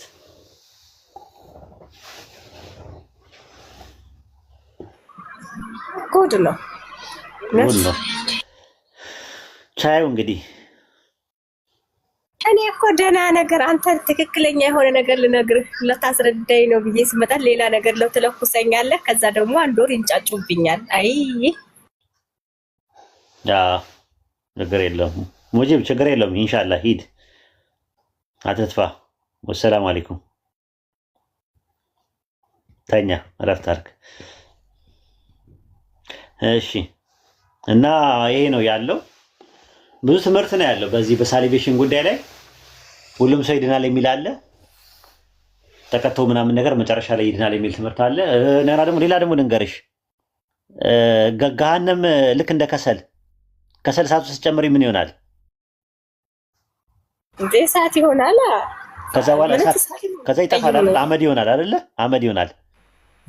ሲጠፋ ገሃነሙ ስቃይ የለም የሚሉት አስተማሪዎችም አሉ በክርስትና ውስጥ። ይሄን ታውቂያለሽ? ኧረ ተው ግን ተው። እኔ አላውቅም። እንደዛ ብለው የሚያምኑ ሰዎች አሉ። ራሱ ያ ምን ይባላል? ኮምፕሊት አኒሂሌሽን ይባላል። ራሱ ቶታል አኒሂሌሽን የሚባል ትምህርት ነው ያለው። በዘላለም እሳት ይጠፋሉ የሚል ጥቅስ አለ። እሱን ጥቅስ ነው እነሱ የሚጠቅሱት። የዘላለም ቅጣት እንትን ነው በቃ ይጠፋሉ ይላሉ። እነማን ናቸው? የገሃነም እሳት ጊዜያዊ ነው በቃ ገብቶ አመድ ይሆናል የሚል ትምህርት ያላቸው አሉ። አሁን ቀለሜንጦስ ዘእስክንድርያ ሌሎችም የሚያስተምረው አሉ። እና ይሄ ምን ይባላል? አፖካታሳስቲስ ይባላል። ዓለም አቀፍ ድህነት ይባላል። ይሄኛው ነው የገሃነም ገብተው ከዛ ተቀተው ሁሉም ሰዎች ወደ ጀነት ይገባሉ የሚል ትምህርት ያላቸው አሉ። ቶታል አኒሂሌሽን ይባላል። ትምህርት ነው የእናንተ ትምህርት ነው። እኔ እንደውም የሰማሁት ይሄን የሚገርመህ ነገር ተቀጣችሁ ትንሽ ለብለብ ብለው ይወጣሉ። እሱ ለአማኞች ነው። አማኞች ይቀጣሉ። በእናንተም አለ እሱ ነገር። በነገራችን ላይ መንጽሔ የሚባል አለ። በካቶሊኮችም ራሱ ሲቀጡ መካነ ንስሐ የሚባል ነገርም አለ፣ በኦርቶዶክስም ማለት ነው። ሰዎች ለሚሰሩበት ጥቂት ጊዜ ተቀጥተው ቅጣቱን እንደሚጨርሱ ይናገራል። እሱም ከፈለግ ሰጥሻለሁ። ቢብሊካልም ነው እሱ። ንስሐ ከገባሁ እኮ አለቀ በቃ። ንስሐ ገብተሽ አማኝ ሆነሽ ሞት የሚገባው ኃጢአት አለ፣ ሞት የማይገባው ኃጢአት አለ ይሌለም ባይል ባይብል ላይ እሱማ አለ እኮ። ሞት የሚገባው ኃጢአት ምንድን ነው? መንፈስ ቅዱስን የሰደበ ብቻ ነው ወይም የካደ ብቻ ነው ኃጢአቱ የማይሰረይለት። በተረፈ የሰው ልጅን የተሳደበ ኃጢአቱ ይሰረይለታል በሚቀጥለው ዓለም ይላል። ስለዚህ ኃጢአት ቢሰራም የሆነ ሰዓት ላይ ተቀጥቶ ይወጣል አይደል? በእናንተ ትምህርት ታሳይሽ እንደዛ ትምህርት እንዳለ ጥቅሶችን ልስጥሽ? አዎ ስጠኝ እስኪ። አይ ፈርዶብኛል፣ መቼም ፈርዶብኛል ታያለሽ። እኔም ፈረደብኝ እንጂ አንቺ በማስረዳት ፈረደብኝ። እኔም እስቲ ይሁን እንትን ላይ ምን አለ መሰለሽ የምታገኘው ጥቅሱን ልስጥሽ፣ አንዳንድ ጥቅሶችን ልስጥሽ። ይሄ አክቹዋል ሲን በሁለት ይከፈላል ራሱ ማለት ነው። አክቹዋል ሲን የሚባለው አንደኛው ቬኒያል ሲን ይባላል በእናንተ፣ ሁለተኛው ሞርታል ሲን የሚባል ነገር አለ። ቬኒያል ሲን ማለት ሞት የማይገባው ኃጢአት ማለት ነው። ሞርታል ሲን ማለት ደግሞ ሞት የሚገባው ኃጢአት ነው። አንደኛው ዮሐንስ መልእክት ምዕራፍ 5 ቁጥር 16 ላይ ታገኘዋለሽ። ሞት የሚገባው ኃጢአት ማለት ለጀሃነም ለመጨረስ ከመጨረሻው ድረስ የሚኖር ሰው ሞት የሚገባው ኃጢአት ይባላል። አመፃ ሁሉ ኃጢአት ነውና ሞት የማይገባው ኃጢአት አለ ይላል። ሞት የማይገባው ኃጢአት ማለት ለዘላለም ጀሃነም ውስጥ የማያዘወትር እንትን አለ ማለት ነው። ዕብራውያን 12 ከ9 እስከ 10 ተመልከቱ። እንደዚህ ያለ ከዚህ በላይ የቀጡን የሥጋ አባቶቻችን ነበሩ፣ እናፍርባቸው ነበር። እንዴትስ ለመናፍስት አባት አብልጠን ልንገዛ በሕይወት ኖር በተገባን። እርሱ መልካም ሆኖ እንደታያቸው ለጥቂት ጊዜ ይቀጡን ነበርና እርሱ ግን ከቅድስናው እንድንካፈል ለጥቅማችን ይቀጣናልና አለ። ማንም ይቀጣል?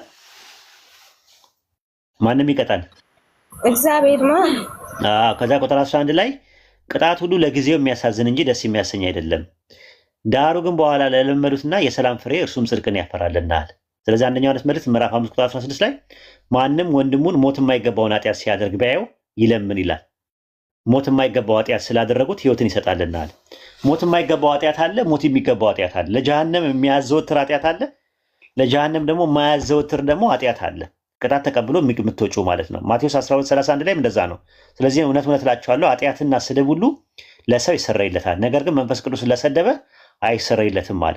በሰው ልጅ ላይ ቃልን የሚናገር ሁሉ ይሰረይለታል፣ በመንፈስ ቅዱስ ላይ ግን የሚናገር ሁሉ በዚህ ዓለምም በሚመጣው ዓለም አይሰረይለትም አለ። ስለዚህ በሰው ልጆች ቃል ላይ የሚናገር በዚህ ዓለም በሚመጣው ዓለም የሚሰረይለት መካነ ንስሐ የሚባል መንጽኤ የሚባል ነገር አለ፣ ፑርጋቶሪ በካቶሊክ። በኦርቶዶክስም ማቴዎስ ወንጌል 12:32 ላይ ተመልከቱት። ሁላችሁም አንድምታው ምን ይላል መሰላችሁ? ኃጢአቱን ለቄሱ ነግሮት ቀኖናውን ተቀብሎና ጀምሮት ቢሞት ሳይጀምር ቢሞት ይላል መካነ ንስሐ አለ፣ ከዚያ አድሶ ይወጣል። ተቀደሽ መካነ ንስሐ የሚባል መካነ ንስሐ አለ፣ ይታደስና ይወጣል ለጊዜው ማለት ነው። መካነ ንስሐ ማቴዎስ 12:32 ላይ አንድምታውን ተመልከቱት። ኦርቶዶክሶች ሄዳችሁም ጠይቁ። ራሱ በካቶሊክ መንጽኤ የሚባል አለ፣ ፑርጋቶሪ የሚባል ትምህርት አለ። ድርሳነ መስቀል ምዕራፍ 17 ቁጥር 1 ላይ ገጽ 49 ላይ እንደዚህ ይላል። ከዚያ በኋላ በገሃነም ውስጥ የነበሩ ክርስቲያኖች ነን እያሉ የክርስቲያን ስራ የማይሰሩ ኃጢአታን ይላል ኃጢአተኞች ከኢየሱስ ስልጣን ጸሎት ይጸልይላቸዋል፣ ይጸልይላቸው ዘንድ መላእክትን ያቀርቧቸዋል። ኢየሱስ ይጸልይላቸውና ይወጣሉ። ከዛስ መድኃኒታችን ጸሎት ከጸልይላቸው በኋላ መላእክቱም ወደ አማረች ወደ መንግስተ ሰማያት ይወስዷቸዋል አለ። መጀመሪያ ገሃነም ውስጥ ይገቡና ይቀጣሉ። መጨረሻ ላይ ኢየሱስ ምን ያደርጋል? ይጸልያል፣ ወደ አብ ያማልዳል ማለት ነው። እባክህ ማራቸው፣ እነዚህ አማኞች እኮ ናቸው፣ ኃጢአተኛ ብቻ ነው እንጂ የሰሩት ክርስቲያኖች ናቸው ምናምን ብሎ ይጸልይላቸውና ከዛ በኋላ ምን ይሆናሉ? ይወጣሉ ማለት ነው። ይወጣሉ። ኦኬ። እንደዚህ ማለት የሚለምነው ይሄ ልክ ዕብራውያን ላይ ያለው ደግሞ ምናምን ነው የሚማልድልን ወይስ እንደዛ ባፈያለ ነው? ኢየሱስ ነው የሚጸልየው። ይኸው እንደዚህ መድኃኒት ኢየሱስ ክርስቶስ ከጸለየላቸው ይጸልያል ራሱ ማለት ነው። ይጸልያል በስነ ስርዓት ማለት አገልጋይ አይደል? እዛ ዕብራውያን 8:2 ላይ አገልጋይ ነው። ስለናንተ ምን አይምሰላችሁ አለ እኮ። በዚያ ቀን ነው የሚለው እሱ በምጽአት ነው። በዚያ ቀን ነው የሚለው በምጽአት። ስለዛች ቀን ነው በዛ ቀን ነው እኮ በምጽአት ቀን አይለምንም ያቆማል እኮ። ግን አሁን ግን በአብ ቀኝ አማላጅ ነው ኢየሱስ። ሮሜ 8:34 ላይ ያ አይኑ አማላጅ ነው ይማልዳል። በዚያ ቀን የሚለው በዚያ ቀን በስሜ ትለምናላችሁ እኔ ስለእናንተ አብን አልለምንም ማለት በምጽአት ቀን ነው። በዚያ ቀን ብዙዎች በስም ታምናት አላገር ምናምን ስላችሁ እኔ ያላቃችሁ ብሎ ያባራቸዋል ነው ጭራሹ ነው። ግን እስከዛ ድረስ ግን ኢየሱስ አማላጅ ነው፣ ራሱ ይጸልያል። እኔ አብን እለምነዋለሁ አለ ከሄድኩ በኋላ።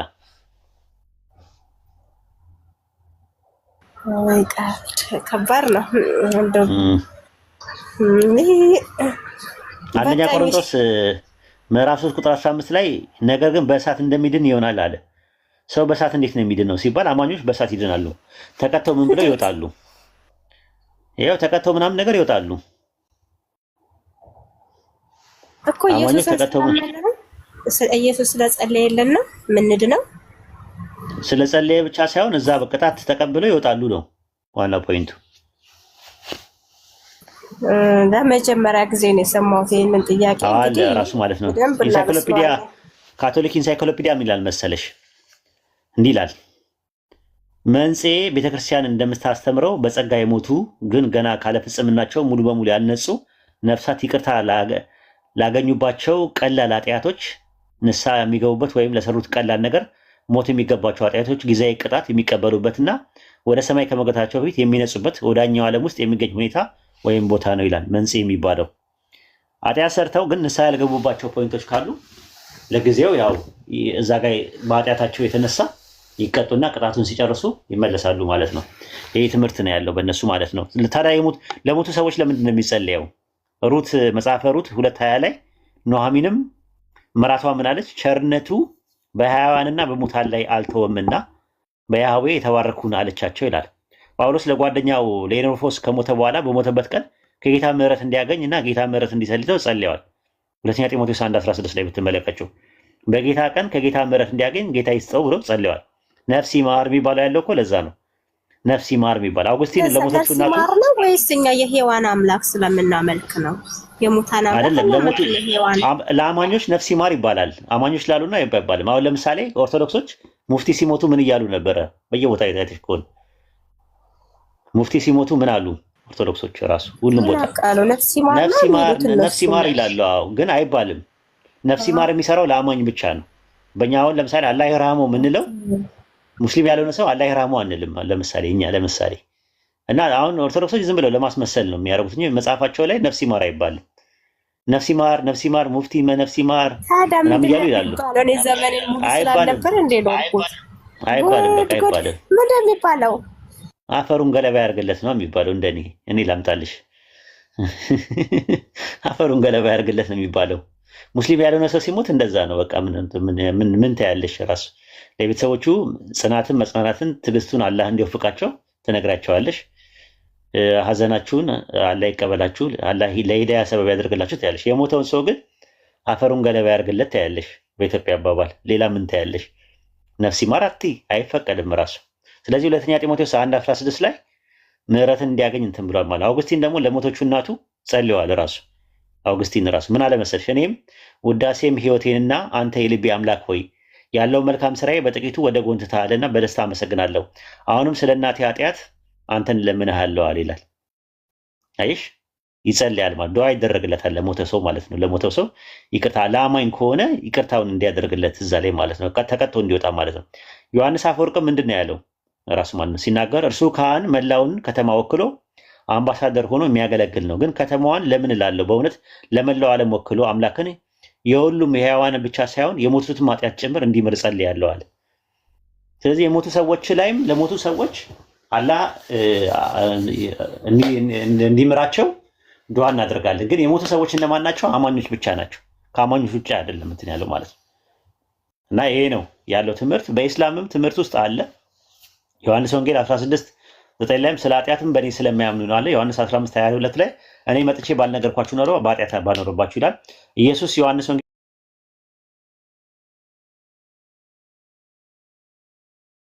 8:24 ላይ እኔ እንደሆንኩኝ ባታምኑ በኃጢአታችሁ ትሞታላችኋል። በኃጢአታችሁ ባታምኑ ማለት ነው። ስለዚህ ሁለተኛ ሞት የሚያስሞተው ክህደት ብቻ ነው። አንድ ሰው እስካልካደ ድረስ፣ መንፈስ ቅዱስን እስካልተሳደበ ድረስ ማርቆስ 3:29 ላይ በመንፈስ ቅዱስ የሚሳደብ ሁሉ የዘላለም ኃጢአት ዕዳ ይሆንበታል ይላል። ለዘላለም አይሰረይለትም አለ። የካደ ሰው፣ የከፈረ ሰው፣ ያሻረከ ሰው ሁለተኛ ሞት ለዝንተ ዓለም ነው ለጀሃነም የሚኖረው በእኛ ትምህርት። ለዛ ነው በሱረቱ ሙሐመድ ምዕራፍ 47 ቁጥር 34 ላይ እነዛ የካዱ አለ ከአላህ መንገድ ያገዱ አለ ከዛ እነርሱ ከሃዲዎች ሆነው የሞቱ አላህ ለነርሱ በፍጹም አይምርም አለ። የሞቱ ሰዎች ማለት ነው። ሱረቱ ኒሳ ምዕራፍ 4 ቁጥር 48 ላይ አላህ በእርሱ ማጋራትን በፍጹም አይምርም አለ። ከዚያ ሌላ ያለውን ኃጢአት ግን ለሚሻው ሰው ይምራል አለ። ወይ በረሱል ሰለላሁ ዐለይሂ ወሰለም ሸፋ ወይም ደግሞ አላህ ቀጥቶት ያንን ሰው ይምረዋል አማኝ ከሆነ። ያሻረከ ሰው ግን በአላህ ላይ ካደ ከሃዲ ሆኖ የሞተ ሰው ግን በፍጹም አይማርም ራሱ ማለት ነው። ምንም አይማርም ራሱ ማለት ረሱል ሰለላሁ ዐለይሂ ወሰለም በሐዲስ ላይ ምንድን ነው ያሉት?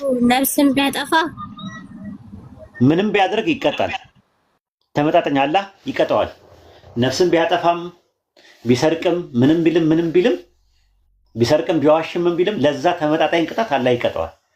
እስካልካደና እስካላሻረከ ድረስ ግን የጀነት ነው። ራሱ ረሱል ሰለላሁ ዐለይሂ ወሰለም በሐዲስ ላይ እንደዚህ ያሉ ጃሚዓ ተርሚዚ መጽሐፍ 39 ሐዲስ 25 ላይ ነው የምታገኘው። ጃቢር እንደተረከው የአላህ መልእክተኛም ሰለላሁ ዐለይሂ ወሰለም እንዲህ አሉ። አንዳንድ የተውሂድ ባለቤቶች የተውሂድ ባለቤት ማለት ሙስሊሞች ማለት ነው የሆኑ ሰዎች ፍም እስኪሆኑ ድረስ በእሳት ይቀጣሉ አለ። ከዛ የአላህ ምህረት ይደርሳቸውና ከእሳት ይወጣሉ ብለዋል።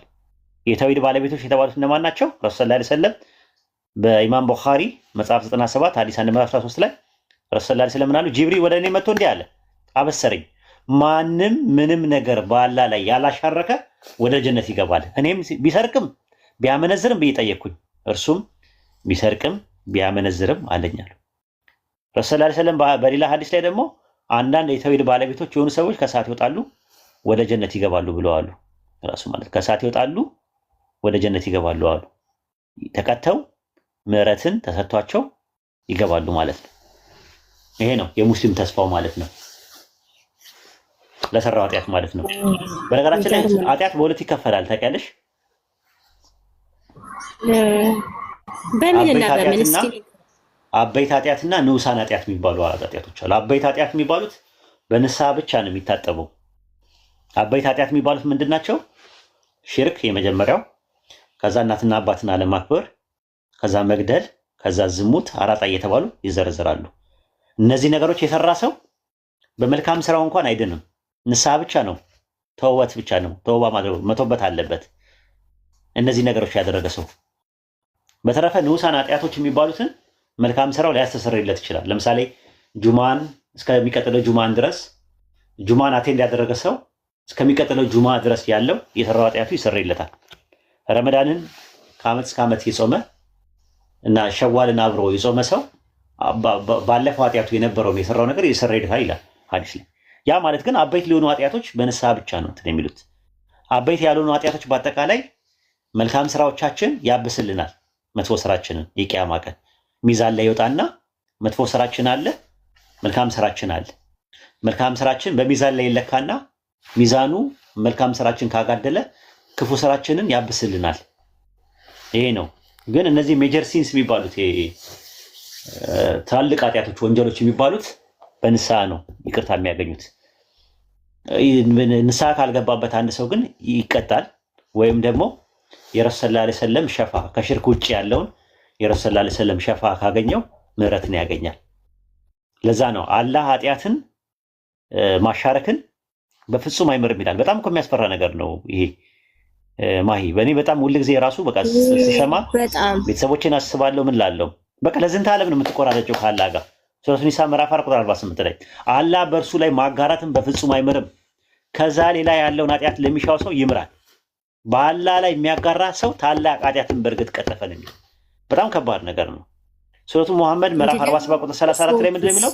እነዛ የካዱ አለ ከአላህ መንገድ ያገዱ አለ። ችግር የለውም በህይወት እያሉ ንስሐ ይገቡበታል። ከዚያ እነሱ ከሃዲዎች ሆነው የሞቱት አላህ ለእነርሱ በፍጹም አይምርም አለ። በቃ ለዝንተ ዓለም ነው የሚለው። ግን ቻንስ አለን አሁን ደስ የሚለው ነገር ሱረቱ ዙመር ምዕራፍ 39 ላይ ቁጥር 53 እና 54 ላይ እናንተ ድንበር ያለፋችሁ ባሮች ወይ ከአላህ እዝነት ተስፋ አትቁረጡ አለ። አላህ ኃጢአቶችን በሙሉ ይምራልና አለ። ምን ይምራል? ኃጢአትን በሙሉ አለ። ምንም መቃላ ያስቀረ ነገር ሽርክም ቢሆን ምንም ቢሆን የሚያደርግ ሰው ምህረትን ያገኛል። መቼ? ንስሐ ሲገባ። የበኒ እስራኤሎች የእስራኤል ልጆች በምድረ በዳ ጥጃ አምልከው ጥጃን አምላክ አድርገው ይዘው ልክ ንስሐ ሲገቡ አላህ ምን አደረጋቸው? አላህ ምን አደረጋቸው? ይቅር አላቸው አይደለ ማሂ?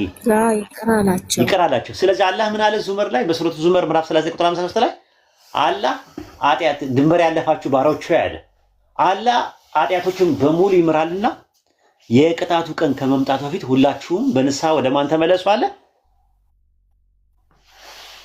ወደ አላህ ተመለሱ። ወደ አላህ ተመለሱ አለ። የቅጣቱ ቀን ከመምጣቱ በፊት ሞት ከመምጣቱ በፊት ቂያማ ከመቆሙ በፊት ፀሐይ በጠለቀችበት ስትወጣ የቂያማ ቀን ይቆማል። ገርገራ ከመምጣቱ በፊት ገርገራ ታውቂያለሽ? ጣረ ሞት። አንድ ሰው ጣረ ሞት ከመምጣቱ በፊት ጣረ ሞት ላይ ያለስ ይቀበለዋል? ጣረ ሞት ላይ ያለ ያሳዝናል። ገርገራ ላይ ያለ ተቀባይነት የለውም። ገርገራ ላይ ካለ ማለት ነው። በጣም ነው የሚያስፈራው ራሱ። ገርገራ ላይ ካለ ተቀባይነት የለውም። ጣረ ሞት ላይ ያለ ተቀባይነት የለውም። ልክ ሊሞት እያጣጣረ ጣር ላይ ያለ ንስሐ ቢገባ ላኢላሃ ኢለላህ ቢል ዋጋ ያለው። ፊራውን ለምሳሌ እንደዛ ነበር ያደረገው የነበረው። ረሱል ሰለላሁ ዐለይሂ ወሰለም አሉ ጃሚዓ ተርሚዚ መጽሐፍ 48 ሐዲስ 168 ላይ በእርግጥ አላህ የባሪያው ንስሐ ገርገራው ከመድረሱ በፊት ይቀበላል አሉ። አረብኛው ገሪገር ነው የሚለው፣ ገርጊር ነው የሚባለው። ገርጊር ማለት ምንድነው? ገርገረ ነው። ጣረ ሞት ጉሮሮ ላይ ደረሰ ማለት ነው። ገርገራ ማለት ጣር ማለት ነው። ስለዚህ አላህ በቁርአን ውስጥ ምን አለን? በሱረቱ ኒሳ ምዕራፍ 4:18 ላይ ጸጸትን መቀበል ለነዛ ኃጢአት ለሚሰሩና አንዳቸው ሞት በመጣባቸው ጊዜ እኔ አሁን ተጸጸትኩ ለሚል ከዛ በኋላ እነሱ ከሃዲዎች ሆነው ለሚሞቱ አይደለም ማለት። ሁለት ነው ጸጸት ያለው። ልክ ሞት ሲደርስበት ጣረ ሞት ላይ ያለ የሚጸጸት ሰው ተቀባይነት የለውም። ከሞተ በኋላ የትንሣኤ ቀን ተቀስቅሶ አላህ ፊት ቆሞ ዊብ እንደው ባልሰራው ኖሮ ምናምን ብሎ ቢል ዋጋ የለውም። ሁለቱም ራሱ ማለት ነው። ሱረቱል ሙሐመድ ማነው? ሱረቱል ዙመር ምዕራፍ 39 ላይ ለዛ ነው 54 ላይ ቅጣቱ ወደ እናንተ ከመምጣቱ ከዛ የማትረዱ ከመሆናችሁ በፊት ጌታችሁ ወደ ጌታችሁ በንስሐ ተመለሱ ለእርሱም ታዘዙ ብሎ ነው የሚያስቀምጠው። ያ ነው የሚያስፈልገው። ኃጢአታችሁን የሰሩ ከዚያ በኋላ የተጸጸቱ እርሱ መሐሪ ነው የሚለው ቁርአን ላይ። ሱረቱል አዕራፍ ምዕራፍ 7 ቁጥር 157 ላይ 153 ላይ እንደዛ ነው። እነዚህ ኃጢአቶችን የሰሩ ከዚያ በእርሷም የተጸጸቱ ያመኑ ጌታቸው እርሱ ጸጸትን ይቀበላል አለ። ከተረፈ አላህ የባሮቹን ኃጢአት በአጠቃላይ ይቀበላል። ዱንያ በጣም አሁን ሰፊ ቻንስ አለ። ወላሂ ትልቅ ኒዕማ ነው፣ ትልቅ ፈድል ነው፣ ራሱ ትልቅ ጸጋ ነው፣ ትልቅ ምህረት ነው። አሁን ላይ ቻንስ አለሽ ማሂ። ወዮ እኮ ነው የሚሉት እጃቸውን እጃቸውን ይነክሱታል። ከቁጭታቸው የተነሳ እጃቸውን ይነክሳሉ። ወዮ ምን ነው ወዮ ምን ነው ሙስሊም በነበርኩ ነበር ላኢላሃ ኢለላህ በተባለ ጊዜ ይኮሩ ነበር ይላል። ወዮ የዛን ወዮ ከመልእክተኛው ጋር ምን ነው ባደረኩኝ የቁጭት ቀን አስታውሳቸው ነው የሚለው። ይቆጫሉ። ወዮ ምን አለ እንትን ብለው እንትን ይላሉ። እና አንቺ ቻንስ አለሽ። አሁን በጣም ቻንሱ ሰፊ ነው ያለው። የምር ሞት የሚባል ነገር ሳይመጣ ሞት መቼ እንደሚመጣ መቼ እንደሚወስድ አይታወቅም። ራሱ አሁን አንቺን ተመልከች፣ ራስሽን ራሱ ተመልከች፣ አንቺን ራስሽ ማለት ነው። እንቅልፍ ስተኝ እንቅልፍ ሲመጣ መቼ እንደሚመጣ እንቅልፍ መቼ እንደሚመጣና እንዴት እንደሚወስድሽ ታውቂያለሽ? እኔ እንዴት አውቃለሁ? አላውቅም። በቃ እንደዛ ማለት ሞትም እንደዛ ነው። ሞት ደግሞ የሞት ታናሽ ወንድም ነው እንቅልፍ። ስለዚህ መቼ እንደሚመጣ አታውቂውም። ራሱ ሞት ግን አሁን ቻንስ አለን። ራሱ ሞት ከመምጣቱ በፊት ጥያቄ ልጠይቅ። ቆይ ልጠይቅ። አሁን በመጨረሻ ሰዓት ይሄ ሁሉ ሰውዬው ዘመኑን ሁሉ ጨርሶ በመጨረሻ ሰዓት አምላክን ተቀብሎ ከሞተ ወደ ፈጣሪው ይሄዳል ነው የምትለኝ? ጀሃነም አይገባም ነው የምትለው? ሰውዬው ፈጣሪ የሰጠበትን ጊዜ እንኳን አልተጠቀመበትም። በስተመጨረሻ ሰዓት የሞታውን ለምሳሌ እንትናን አነሳህልኝ፣ ፈርዖንን አነሳህልኝ ምሳሌ። አልገባም። እሱ እኮ ጣረ ሞት ላይ ያለ ሰው አይቻልም ነው እኮ የምልሽ እኮ። ጣረ ሞት መጨረሻ ላይ ሞት ሲመጣበት ንስሐ ቢገባ አይቀበልም አለ። ይሄው ቁርአን ላይ እንደዛ ነው የሚለው። ራሱ ገርገራ ላይ ያለ ወይም ደግሞ እንዳልኩሽ እንትን አይደለም ተቀባይነት የለውም ነው እያለን ያለ ነው። ገርጊር ይባላል በአረብኛ፣ ገርጊር ይባላል፣ ገርገራ ይባላል በአማርኛ። ጣረ ሞት ጣር ሲመጣ እንትን አይደለም። ከዛ አንጻር ነው። እሺ ንስሐስ በእናንተ ትገባላችሁ እንዴ? ንስሐ ስትል ስደጋገመው ሰማሁኝ። ንስሐ ትገባላችሁ እንዴ? ንስሐ ተውባ ይባላል በአረብኛ፣ ተውባ ይባላል። ንስሐ ማለት አላህን ይቅር በለኝ ብለሽ በሰራሽው ነገር መጸጸት ማለት ነው። ይቅርታ አላህ የምትጠይቂበት ማለት ነው። የሰው ሀቅ ይዘሽ ደግሞ ከሆነ ደግሞ ሰውን ደግሞ ይቅርታ ታያለሽ ማለት ነው። የሰው ነገር ሀቅ ነገር ሰው ዞልመሽ ከሆነ አይደለም አላህን ነው የምትጠይቀው እንዴ? ኧረ እሱ ኦርቶዶክስ እና ካቶሊክ ጋር ነው ያለው እንዴ? ምን ቦታንና ነው እሱ? እኛ አላህን ነው ይቅርታ ነው የምንጠይቀው። ሲጀመር ንስሐ መግባታችንንም ለማንም አንናገርም። ምን አገባው? ኃላፊነቱ የኔ ነው። ንስሐ ስለመግባቴ አላህን ይቅርታ መጠየቄን የሚያውቀው አላህ ነው። ከአላህ ጋር ነው የምጨርሰው። ምን አገባውና ነው? አላህ የሰተረልኝን ወንጀል የሰተረልኝን አይብ ለምንድን ነው ለሰው የምናገረው? ይቅር ባዩ እያለ የሚሸሽግ እያለ ሚስጥር እኮ አንቺ ጋር ካለ ሚስጥር አንቺ ጋር ካለ ያንቺ ነው፣ ያንቺ እስረኛ ነው። ከአንቺ ከወጣ ግን አንቺ ራስሽ የሚስጥሩ እስረኛ ነው የምትሆኚው። እንዳትናገር ብዬ ብነግረው እንዳትናገር ብሎ ነገሩ ይላል። ሰውን አምነሽ ነው? ምን ያህል ንጹህ ቢሆን ነው ያንቺን አይብ ለሱ የምትነግሪው? አላህ ይሰትርልሽም ማለት ነው። እና አላህ ነው ይቅርታ የምትጠይቂው። በቃ አለቀ። ይቅር የሚለው ማን ነው? አላህ ብቻ ነው ይቅር የሚለው ማለት ነው። ያንን ነው የምንማረው ማለት ነው።